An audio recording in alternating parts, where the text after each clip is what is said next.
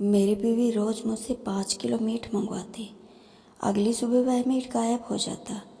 जब मैं उसे पूछता तो वह कहती कि रात में कुत्ता खा गया। जब वह सुबह उठती तो ऐसा लगता कि जैसे कोई 17 साल की लड़की हो। एक दिन मैं रात में लेटा हुआ था। मेरी बीवी को लगा कि मैं सो गया हूँ। वह बाहर गई और मैं उसके पीछे। जैसे ही मैंने रसोई में देखा तो मेरे पैरों तले ज़मीन निकल गई, क्योंकि वहाँ तो मेरा नाम साहिल है। मेरे पापा बचपन में ही गुजर गए थे। मेरी माँ ने ही मुझे पालकर बड़ा किया। जब मैं 26 साल का हुआ तो एक दिन मेरी माँ ने मुझे एक अजीब सी बात कही, जिसे सुनकर मैं चौंक गया। मेरी माँ कहने लगी, देखो साहिल, मैं तुम्हारे लिए लड़की ढूंढती है। अब तुम्हें बस शादी करनी है।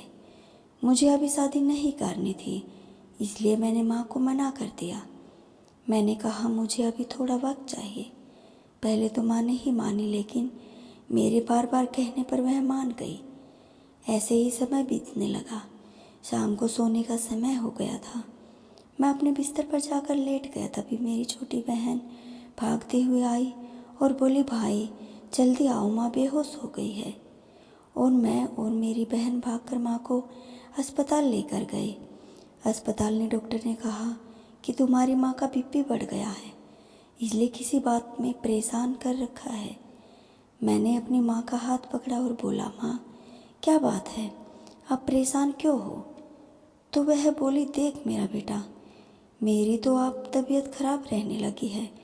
मैं चाहती हूँ कि मरने से पहले तुम्हें शादीशुदा देख कर जाऊँ। आपको शादी से मना करने का कोई सवाल ही नहीं पैदा। मैंने शादी के लिए हाँ कर दी। मेरी माँ बोली कि बेटा, शादी तो उसे लड़के से करे जो तेरे मेरे लिए पसंद की है। तभी एक लड़की मेरी माँ से अस्पताल में मिलने आई। वह घूंघट में थी, उसका चेहरा नहीं देख पाया। घर आकर मेरी माँ ने पंडित जी को बनाकर मेरी शादी है उस घूंघट वाले लड़के से करवा दी। शादी की रात जब मैंने उसका घूंघट उठाया तो मैं हैरान रह गया। वह लड़की मुझसे उम्र में काफ़ी बड़ी थी। मुझे अपनी माँ पर बहुत गुस्सा आया कि आखिर उन्होंने मेरे साथ अपने से बड़ी उम्र की लड़की से क्यों करवा दी।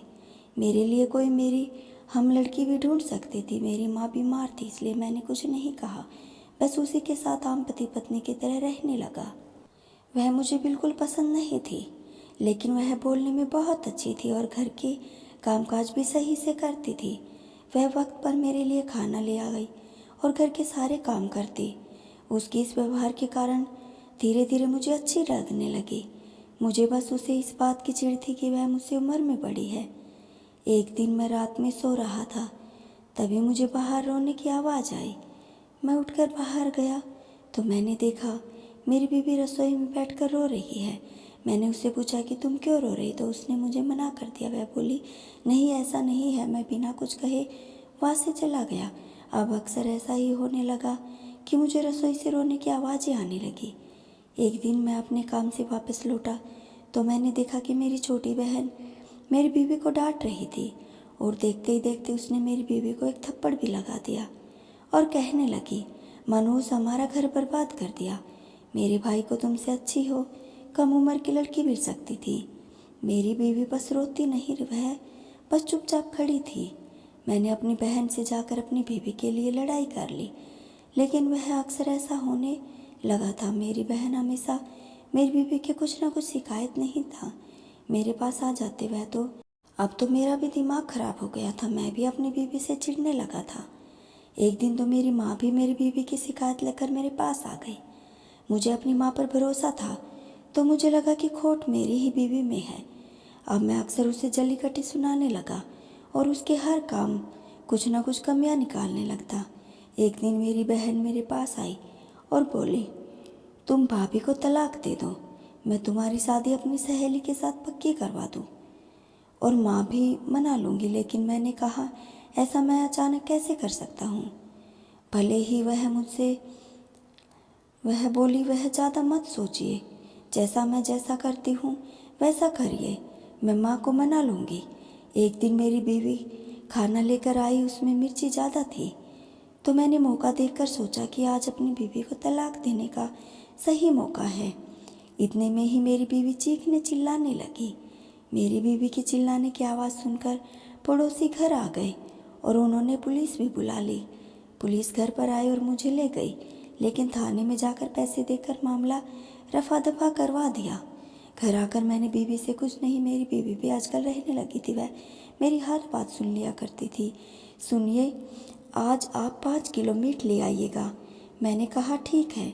मैं शाम को अपनी बीवी के लिए 5 किलो मीट ले आया, लेकिन अगले ही दिन मेरी बीवी बोली, जी आज ही 5 किलो मीट ले आना।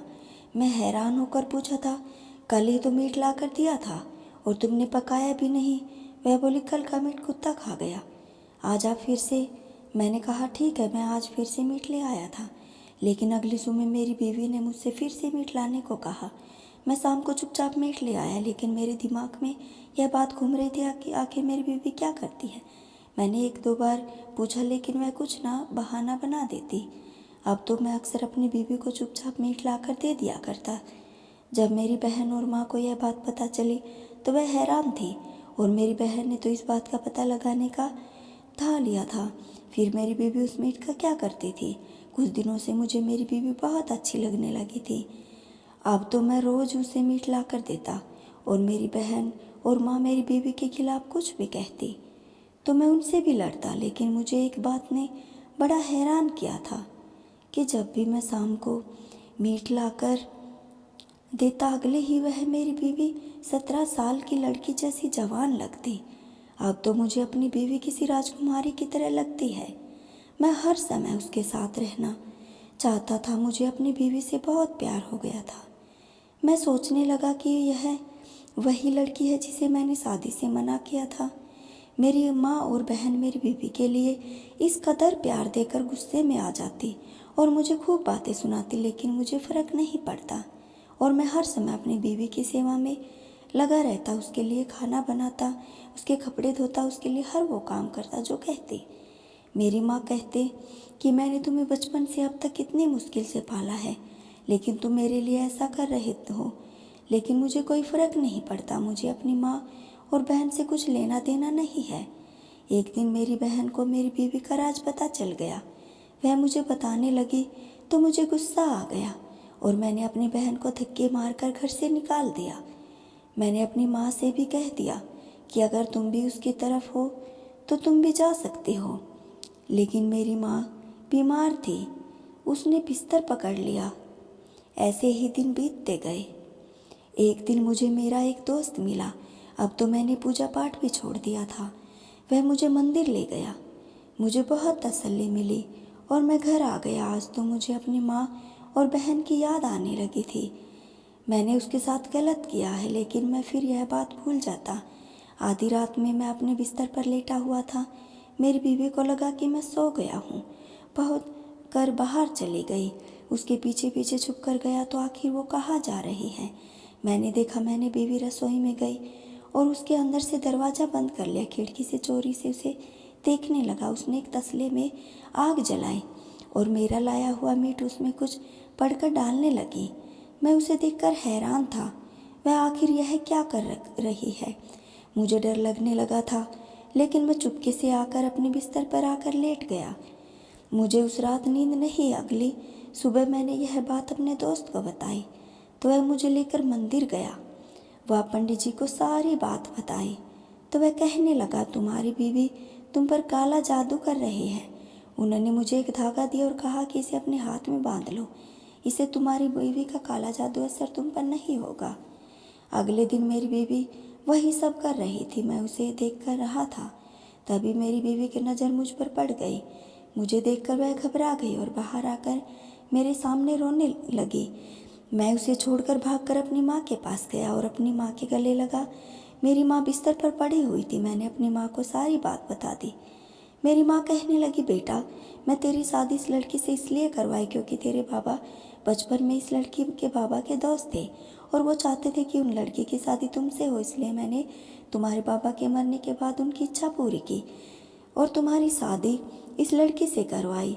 मैंने अपनी माँ से माफ़ी मांगी। मेरी माँ ने मुझे माफ़ कर दिया और मैं अपनी बीवी के पास गया और गुस्से से उससे पूछा कि तुमने यह सब क्यों किया। वह रोते हुए बोली, मेरे बाप के मरने के बाद मैं बिल्कुल अकेली हो गई थी। शादी के बाद जब मैं ससुराल आई तो वह बड़ी उम्र के कारण तुमने भी मुझे वह प्यार नहीं दिया जिसे कि मैं हकदार हूँ। और तुम्हारी माँ और बहन ने भी मुझे परेशान किया, इसलिए मैंने मजबूरी में आकर यह रास्ता चुना। मुझे एक बाबा ने यह सब करने के लिए कहा था, जिससे कि तुम मेरे बस में हो जाओ। और कुछ नहीं बोला, क्योंकि गलती तो मेरी ही थी। आखिर उस लड़की का क्या कसूर था? अगर मैंने समय रहते ही उसे अपना लिया होता तो यह सब नहीं करती। मेरी बीवी रोते हुए मुझसे माफ़ी मांगने लगी। मैंने अपनी बीवी को माफ़ कर दिया और फिर जाकर बहन को घर वापस ले आया। मेरी बहन और मेरी माँ मेरी बीवी से अच्छा व्यवहार करने लगी और हमारी ज़िंदगी खुशहाल से बीतने लगी। तो दोस्तों, आपको ये कहानी कैसी लगी? अगर अच्छी लगी हो तो कमेंट बॉक्स में ज़रूर बताना और वीडियो को लाइक, शेयर और चैनल को सब्सक्राइब ज़रूर कर लेना। धन्यवाद दोस्तों।